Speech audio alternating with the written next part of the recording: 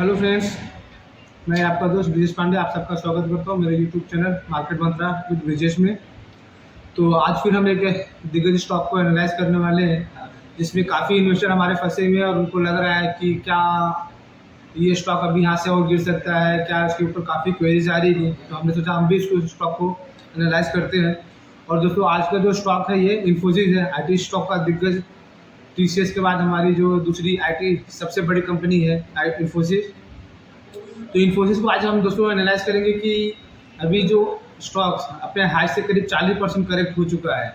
तो यहाँ पे इन्फोसिस में कैसा लगता है, यहाँ से इन्फोसिस में बाई किया जा सकता है, नहीं किया करना चाहिए, और यहाँ से इसमें अपसाइड है कि नहीं है, डाउनसाइड कितना है, अपसाइड कितना है। और इसके साथ में दोस्तों हम इन्फोसिस का पिछले 20 साल का डेटा एनालाइज करेंगे। पिछले 20 साल में इन्फोसिस में हम देखेंगे तो 5 बार ऐसे ओकेजन आए हैं जब इन्फोसिस 35% 40% अपने हाई से गिरा है।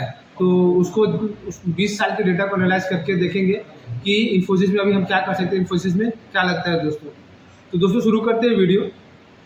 तो वीडियो शुरू करने से पहले लेकिन सबसे रिक्वेस्ट है, जो मेरे चैनल पर पहली बार आए तो प्लीज़ चैनल को एक बार सब्सक्राइब कर लीजिए और बेल आइकन को जरूर दबा दीजिए, सो दैट आगे चल के जब भी मैं नए वीडियोस बनाऊँ या अपलोड करूँ तो सबसे पहले उसका नोटिफिकेशन आपको आए और आप उस वीडियो को देख सकें दोस्तों।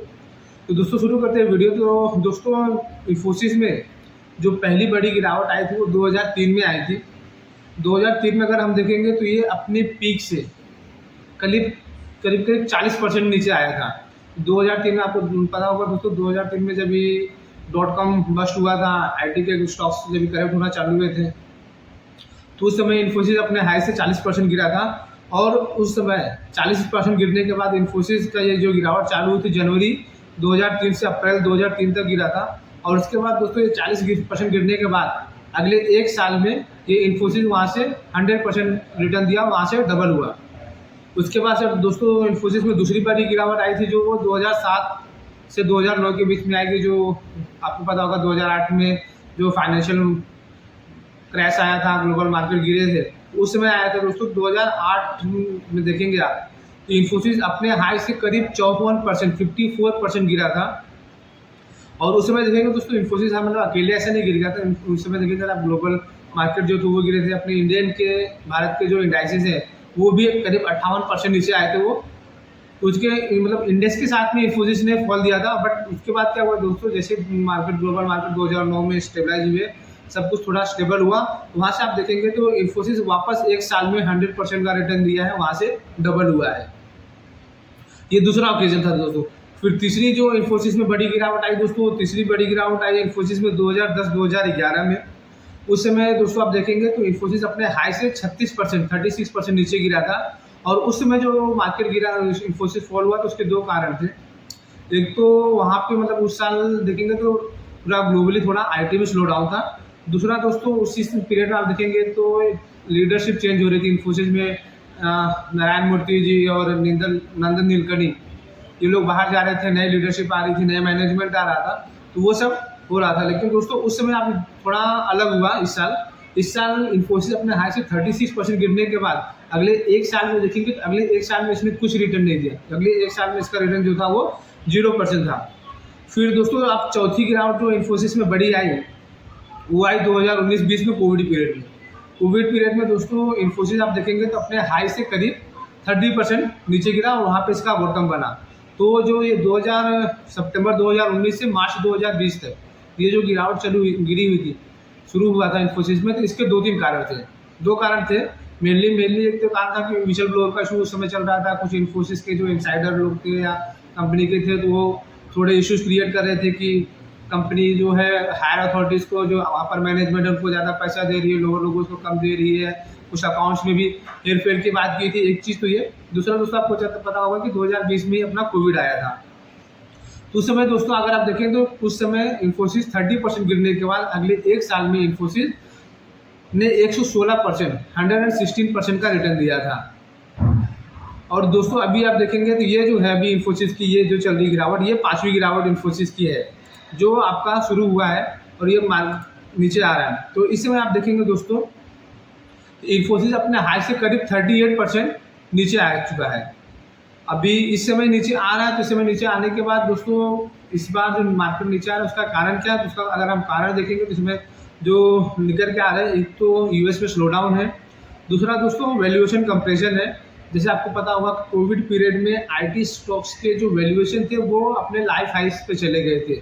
जो आईटी स्टॉक्स के जो नॉर्मली उनका पी अपने ट्रेड करते हैं तो 25, 26, 27 ये रेंज रहती है, लेकिन उस समय इन्फोसिस अपने जो है 31 के पी पे ट्रेड कर रहा था। और उस समय काफ़ी लोग बोलते थे कि this is the new normal, अब इन्फोसिस में ऐसे ही हायर, मतलब आईटी स्टॉक्स में ऐसे ही हायर पी मिलेगा, आपको इसकी आदत लेनी चाहिए। लेकिन आपको पता है कि मार्केट हर किसी को गलत साबित करता है, वैसे ही मार्केट हुआ, वहाँ से मार्केट वापस से इन्फोसिस में करेक्शन हुआ, आईटी स्टॉक से भी आप देखेंगे तो नीचे आ रहे हैं। तो इस समय देखेंगे दोस्तों तो इन्फोसिस अभी अपने हाई से टिल नाउ 38% नीचे आ चुका है। दोस्तों आप समझते हैं कि इन्फोसिस में जो बड़ी गिरावट आती है तो वो कितने के पी पे आके उसका बॉटम बनता है और कहाँ से वो रिवर्स होता है। जैसे हमने बताया कि 2022 में जब ये कोविड के बाद जब आईटी स्टॉक्स में बूम आए थे, आईटी स्टॉक्स का एक बहुत बड़ा बुल रन आया था, तो इन्फोसिस आईटी स्टॉक जो थे वो अपने 31, 32, 33 के पी पे ट्रेड कर रहे थे। और उसमें काफ़ी लोग बोल रहे थे कि ये आईटी स्टॉक्स के न्यू पी है, आपको इसकी आदत डाल लेनी चाहिए, आईटी स्टॉक्स अभी इतने हायर के पी पे ही ट्रेड करेंगे। बट मार्केट का जैसा पता है दोस्तों कि मार्केट अपना जब सही समय आता है तो अपना वैल्यूएशन ढूंढ लेता है। वैसे ही हुआ दोस्तों, आईटी स्टॉक्स में करेक्शन चालू हुआ और इस समय आप देख रहे हैं आईटी स्टॉक्स काफ़ी नीचे आए और उनके वैल्यूएशन काफ़ी कम हुए हैं।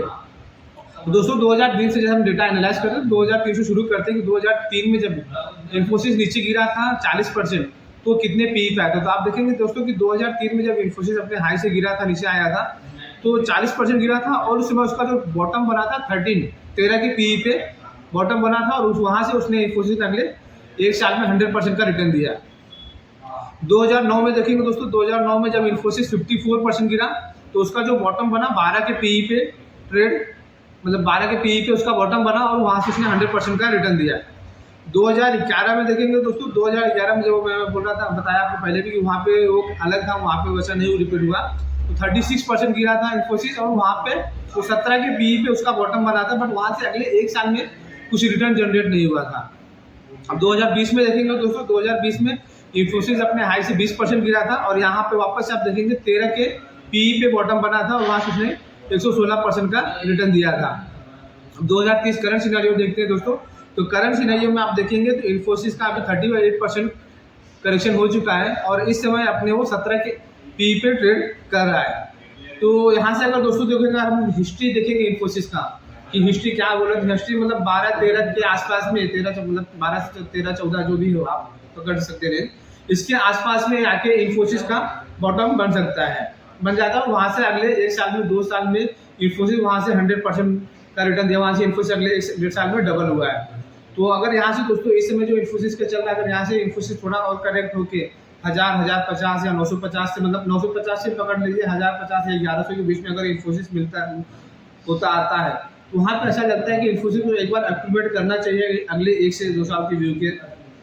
अगर किसी का अगले 2 साल का नज़रिया है दोस्तों, तो मैं बोलूँगा कि इन्फोसिस को यहाँ पे एक्यूमुलेट करना चाहिए, लेना चाहिए धीरे धीरे, और यहाँ से इन्फोसिस में काफ़ी अच्छी तेज़ी बन सकती है। इन्फोसिस अगले 2 साल मुझे वापस से लगता है कि अच्छा रिटर्न दे सकता है। क्या पता हिस्ट्री वापस से रिपीट करेगी नहीं करेगी, अभी इस समय वो तो बोलना मुश्किल है, बट रिटर्न जरूर आएगा दोस्तों। एक चीज़ समझ लीजिए, क्योंकि फ्यूचर क्या है, फ्यूचर आपका टेक्नोलॉजी है। जिस हिसाब से ये चैट जीपीटी, एआई, ये सब का आ रहा है, हर कंपनियां चैट जीपीटी पे जा रही है, ये सब कर रही है, तो दोस्तों वो सब तो मतलब डेवलप कौन करेगा, वो सब करती है कौन, हमारी आईटी कंपनियां ही करती है। तो आज के दिन पे थोड़ा ग्लोबल मार्केट में, यूएस मार्केट में मंदी है, फाइनेंशियल क्राइसिस का थोड़ा चल रहा है, बट जैसे ही थोड़ा स्टेबल होता है दोस्तों, या फिर जैसे पहला संकेत मिलेगा कि यूएस में रेट बढ़ने का साइकिल खत्म हो गया, यूएस में रेट अब नहीं बढ़ेंगे, तो आप देखेंगे कि आईटी स्टॉक्स इतने तेजी से बढ़ेंगे कि आपको वापस से हाथ में नहीं आएंगे और काफ़ी आगे जाएंगे। इस हिसाब से मुझे ऐसा लगता है पर्सनली कि अगर किसी का 2 साल का नज़रिया है तो आईटी स्टॉक्स को यहाँ से धीरे धीरे एक्यूमुलेट करना चाहिए और 2 साल के रखना, अपने पोर्टफोलियो में रखना चाहिए। और आईटी स्टॉक्स में आप देखिए इन्फोसिस ऐसे भी आपका एनी टाइम आप अपने आईटी स्टॉक्स में जो है आप उसको अपने पोर्टफोलियो में रख सकते हैं दोस्तों। तो दोस्तों ये था इन्फोसिस के ऊपर हमारा एक एनालिसिस। होप आपको ये पसंद आया होगा। अगर दोस्तों आपको वीडियो अगर पसंद आया हो तो एक बार लाइक जरूर कर दीजिएगा। बाकी दोस्तों मिलते हैं अगले वीडियो में, जिसमें हम एक और स्टॉक को एनालाइज करेंगे, जिससे आपको काफ़ी नॉलेज मिले, इन्फॉर्मेशन मिले और आप सही तरीके से इन्वेस्टमेंट कर सकें। तब तक के लिए दोस्तों आप सबको धन्यवाद, थैंक यू।